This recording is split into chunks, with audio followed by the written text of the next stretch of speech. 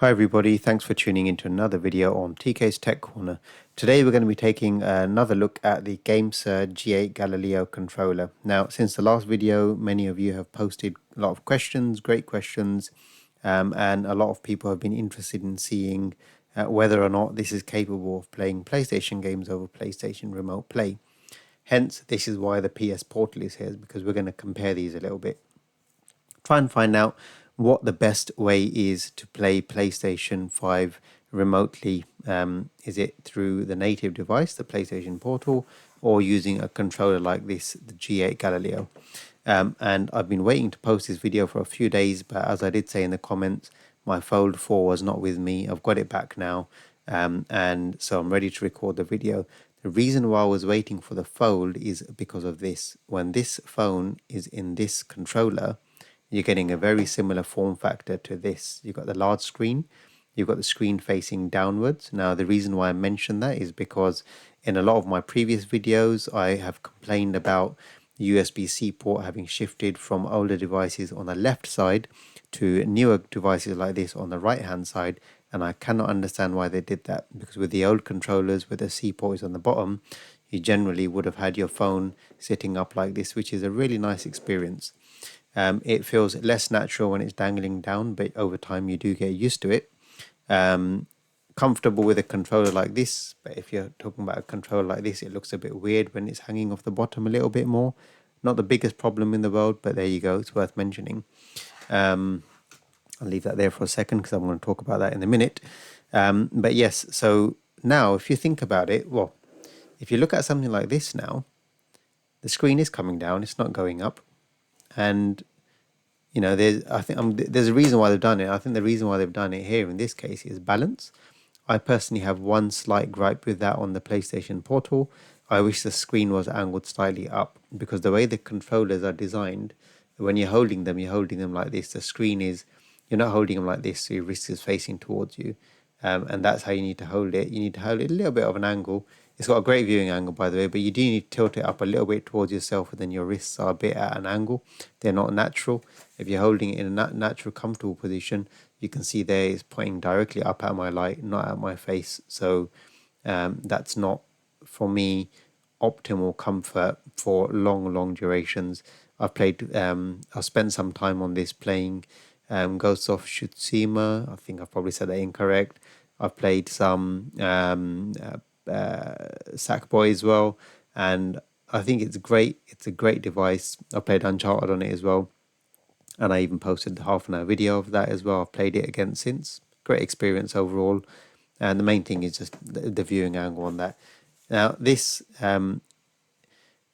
isn't as angled as that one, so when I'm holding this, right, this feels a bit more naturally tilted towards my face, just because the way the controller is designed. This one's tilted back a bit, right? This one's not.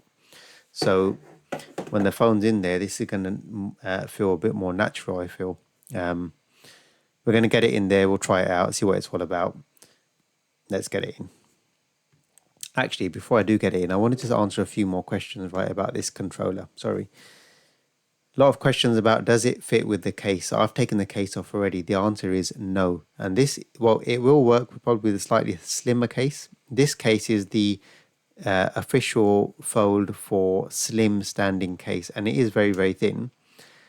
What I've noticed on the Galileo, comparing it to the X2 Pro, which did work with that case, by the way, is the USB-C port is ever so slightly shorter. Now, you may or may not be able to see it there.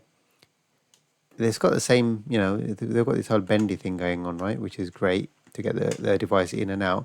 But you can probably quite clearly see it there. The port on the X2 Pro and the older devices is slightly longer, literally a couple of millimeters, if that, maybe even one, than the one on the G8 Galileo. Now, I don't know why they've done that, slight change of components, but that is enough to stop this working without the case. And that's a shame, because it's really nice to have this working with the case, because for me, if you're out and about, having to remove your case does not give you a mobile gaming experience. I know a lot of people have complained and said I should take the cover off and test, you know, backbone and all that good stuff. No, I shouldn't, because if I'm reviewing a mobile game controller that I think you're going to be using out and about, I'm going to make a point that it does not work with the case on, right? There we go. So my moan out of the way. So I've got the case off. I'm going to get my phone in. I'm going to get it unlocked. Right, it's unlocked. Let's get it in. You can put it whichever way you want in first in this device, really, because it has got that little bit of a flex on the USB-C port. Allow Gamesir access to Gamesir GA. Yes, I'm going to say yes on that.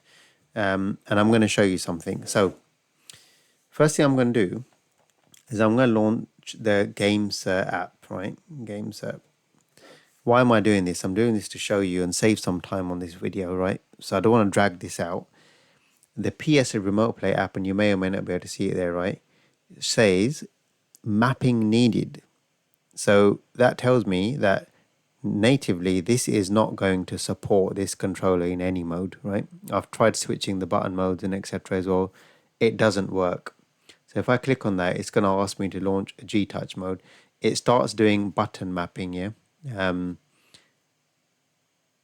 Enable floating window permissions, and I'll be honest, I don't really want to get into how button mapping to play PlayStation Remote Play. So what we can do is we can use a third-party application. Now this is, well, it's starting the app anyway, so let's see what happens. We'll test it out, right? The PlayStation is on, so they should connect fairly quickly, hopefully. It's worth testing this out just to see what's going on. And then I'll test it using the other PS Play app, which is an app I've previously reviewed, and I have used it from all the time I've done remote play. I don't use the original app. So you can see that is working, but it's simulating the touchscreen, which is annoying. The mapping will need to be redone because the right analog stick is actually controlling the mouse pad or the touchpad. The D-pad is not working out of the box. So you can see all of a sudden, right? And the light is going to blue mode because it's telling you, I'm guessing it's simulating the light bar color, I don't know. Which is quite nice. The lights have gone blue. This is trying to simulate your experience, and I don't think it's going to be great. What shall I go into? It's nice and colorful. I'm going to Sackboy just because it's colorful. You can see it's not really going to work there because it's not. When I'm pressing the A button, it's just touching the middle of the screen. Well, that's actually the right analog stick by the looks of it. So this is all messed up. That's not going to work. So we're going to exit this and put my sound up a little bit as well. It'd be nice to have a bit of audio. You may not be able to hear it. You may be able to hear it. You may not be able to hear it, right? I'm going to exit this because, as you can see, natively this is not working the way it should, right? Which is a shame. Backbone PlayStation 1 edition supports this perfectly fine. Different controller, you know. So we're going to, oh God, what I've done, I've tried to initiate the remote play again. I hope I've not messed something up there. So I'm going to exit this now. Now, just to show you quickly, it does support Xbox remote play out of the box. So it will say there, it says play directly. So anything that says play directly is going to work without any issues. Anything that doesn't say that or needs button mapping, you're going to get a bit of a funny experience with, like you just saw there, right? So now we're going to go ahead and try out the PS Play app. Now, I don't know what this means because this is in some touch mode at the moment. I hope it's not going to cause a problem. It may do because it's in some sort of a button mapping mode now, which I don't know how to get out of. Maybe if I just exit the application, I don't know, disconnect the controller and reconnect it again maybe, and not go into that silly button mapping mode again, hopefully. Right, I've completely messed it up now. I'm in a really, really terrible state. I have no idea what I've done to this thing. I'm going to try and maybe launch the application, and let's see if we can get it back into a normal mode. I could pause the video and do this, but maybe it's worth you seeing it as well, just to see what's actually going on here, because this is strange. Now, I really don't know what it's doing, by the way. I really don't know what it's doing. If I hold the mode button, maybe I just want to get it back into a normal operating mode, not this silly touch mode that it's in now. Yeah, okay. I'm going to try for 30 seconds more, and then I'm probably going to have to get it into normal mode and resume this video. Play any mobile game. Alright, well, yeah, I don't think it's happening, is it? Oh dear, maybe I should have played with the original app first, because that's just completely messed it up.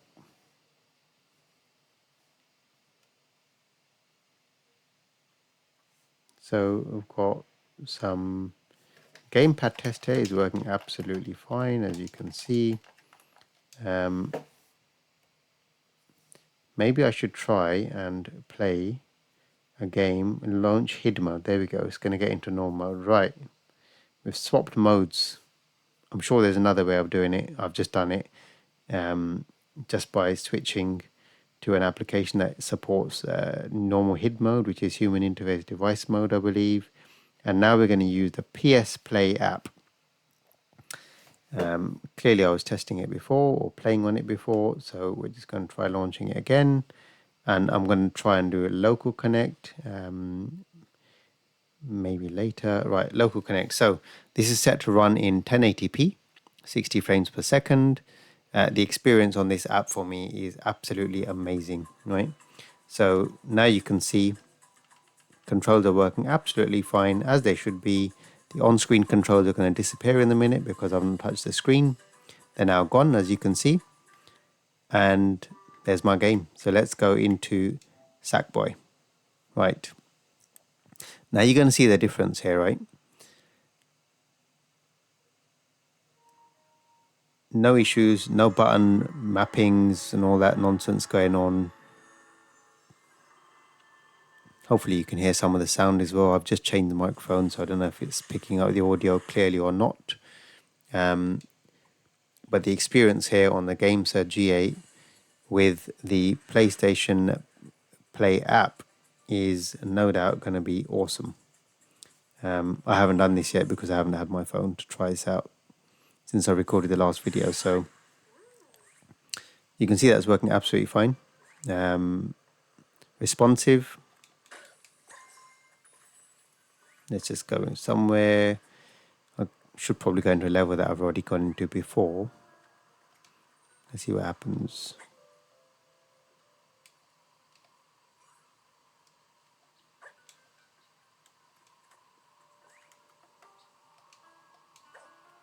Yeah, triangle, there we go. Actually, let's just get out for a second. What was this? Rocket. I don't know what that... I haven't activated that yet. So let's maybe just go into somewhere I've already been. Yep. I shall be a flower. Why not? Now I'm going to stop playing here in a minute. I'm going to go over to the PS Portal. Now I can only do remote play on one device at a time, but it will be nice for you to see side by side what the experience is on something like this versus something like this.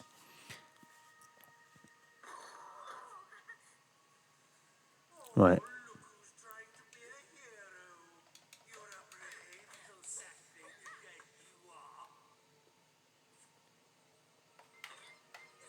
Right, now I've said it in my last video and I'm going to say it again. This controller, the ergonomics on this thing, they're just crazy. They really are. It's so nice. It's such a treat to play on this controller. It's comfortable. Yeah, the grips are lovely. Yeah, there's no haptic feedback. Someone else asked if there's haptic feedback. I can confirm there definitely is not any haptic feedback. That's one thing where it's lacking versus the experience on the PS Portal, which is where you're getting perfect feedback, I suppose. You know, you're getting the rumble and everything else exactly as it should be and exactly as they want you to experience the games. You're not getting that here. Is it a major problem? Nah, it's not. So you can see that. You can see the experience here, right? It's awesome. Yeah, this is really great. Screen is a bit smaller than the PS Portal. Obviously, it would be. That's an 8-inch screen. This is 7 point something inch, and then the aspect ratio is making it a bit smaller because it's maintaining 16 by 9. I think I'm getting here aspect ratio, and this is naturally a 16 by 9 screen, so it's going to fill the whole screen. This is not a 16 by 9 screen when it's open. So we're just going to pause it. Well, I won't pause it. Yeah, I'll pause it there. And I'm just going to turn the PlayStation Portal on. And let's get into this and carry on the remote play experience. Now, this is honestly, no doubt, it's the best remote play experience you're going to get. But this is a more portable option. I'm going to find out if you can get a case for this. And I will post on my channel when I find out whether you can get one or not. Hopefully, they will recognize that there is demand for it and manufacture one. Right, someone else using remote play I should probably use. So I'm going to exit remote play on here. Right, I've selected not to terminate the, not to put the console to sleep. So when I fire it up on here, we should be good to go. Right, let's try again now. Now this undoubtedly, as I said, it's the best experience you're going to get. I don't really like the angle that I'm still looking at the screen naturally. It doesn't feel natural to me at all.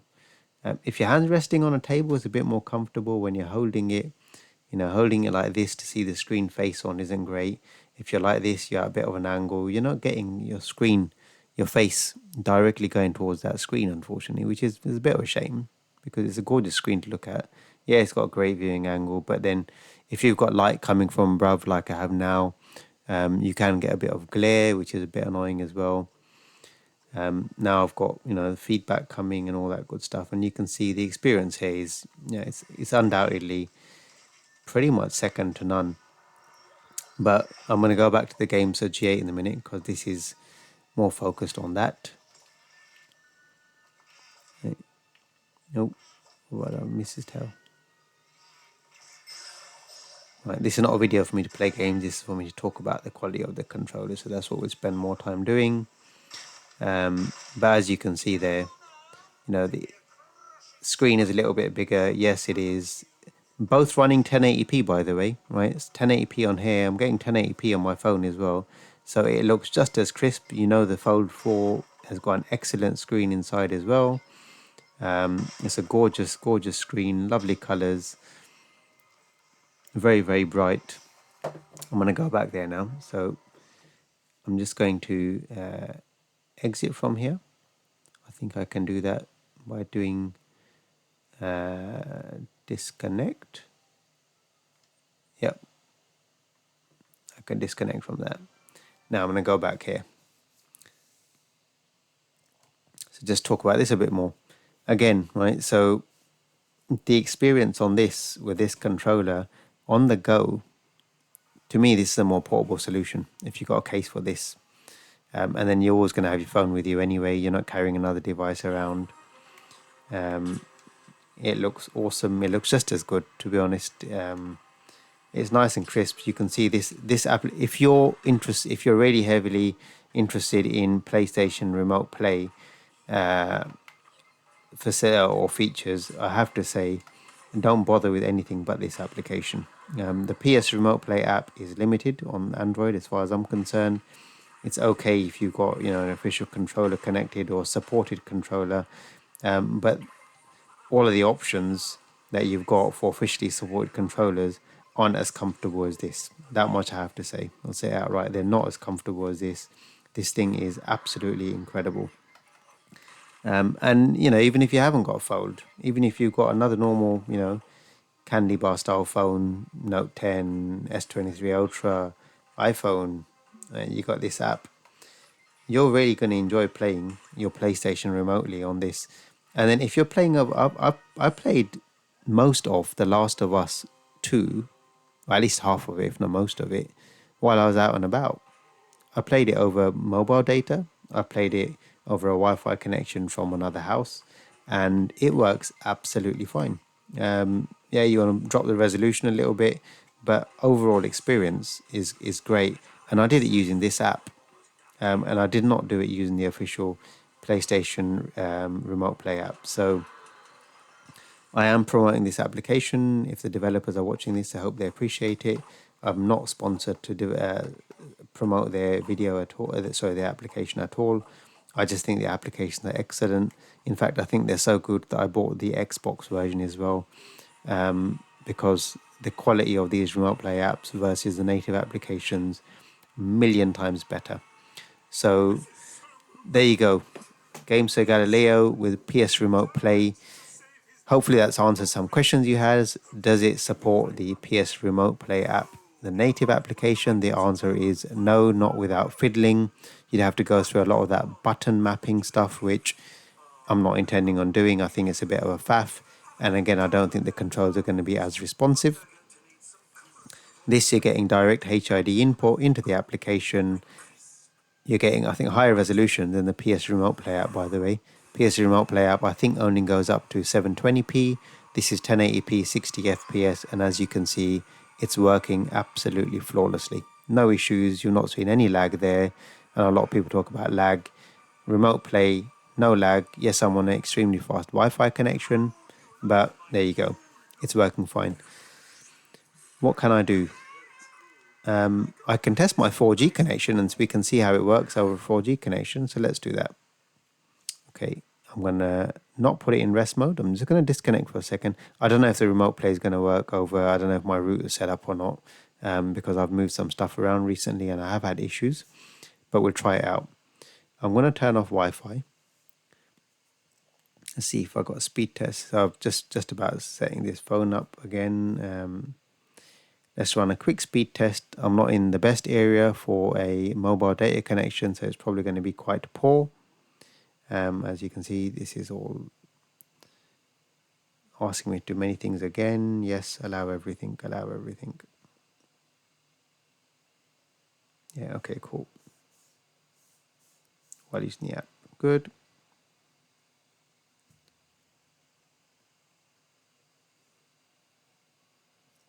Right, let's do a speed test. Vodafone, we're running a speed test. The signal at the moment is showing 4G. It's gone up to 4G plus while the speed test is running. Fairly respectable. Yeah, we're getting up to 40, 35 meg. Let's say 35 megabits per second. It's okay. It's not great, right? And then my upload is, well, I'm not on Wi-Fi anyway. Upload is coming in 9, let's say average 9 megabits per second. It will give us the average in the minute there. 34.6 down, and what are we getting for up? 10.3 for up. Cool. Right. So now let's go back to the PSP app. Let's try enter the IP of the PlayStation on the public IP of your router. Right, I'm just gonna quickly pause and right, I'm just trying to wake the PlayStation now. So I'm trying to do it over remote play. If it works, I'll put it back on. If not, I won't, because it's showing my public address, which I don't want to show. So let's see what happens. I mean, the PlayStation's awake. I don't think it's going to work. I don't know if it's going to work. Oh, looks like it is working. Right. Now I'm connected over a 4G connection, as you saw, 35 megabits per second. And for information, my broadband has 100 megabits per second upload, which is giving you about 10 megabytes per second upload. So that's the setup here. And as you can see, yeah, I'm going to get a bit of lag, but you know what? It's working, isn't it? If you're out and about and you're getting this sort of connection, I don't know what I'm doing with this boss, by the way. So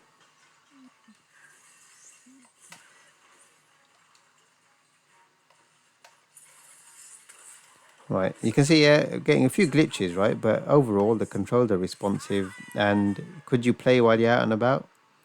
Yes, you could. Of course, you could.